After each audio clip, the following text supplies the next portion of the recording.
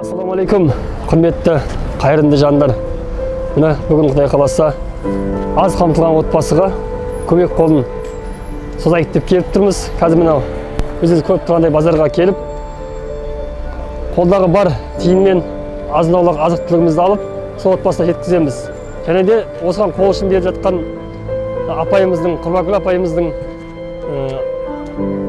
берген садақасын алып, бірге апаратын боламыз. Баршаларыңызға Алла разы болсын, садақаларыңызды Алла Тағала қабыл етсін.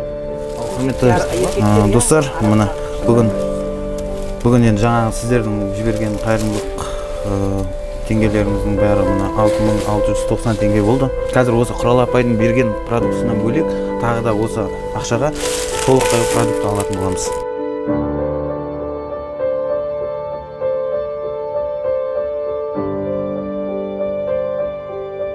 Сіздердің Құрманкүл апайымыздан бергеннен бөлек осы заттар алдық. Ішінде қазір 400 теңгедей ақша қалды. Келесі бір тағы да мұқтаж жандарға Құдай қаласа осылай атсалысып отырыңыздар. Алла разы болсын, садақаларыңызды Алла Тағала қабыл етсін. Кешегі айтқан уәде бойынша қайырымды кісілердің көмегімен бір апайларымыздың спонсор етуімен азын-аулақ сізге келген көмегіміз. Баршаларыңызға Алла разы болсын. Екеңіз сіздер айтқандай осы отбасына кеше біз сіздерге түсірген болатынбыз.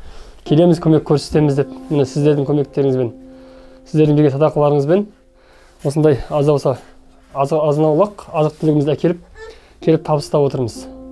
Келесі тағы да осындай отбасылар шығып жатса, атсалысайық, барлығымыз сауаптан құр қалмайық ағайын. Алла разы болсын.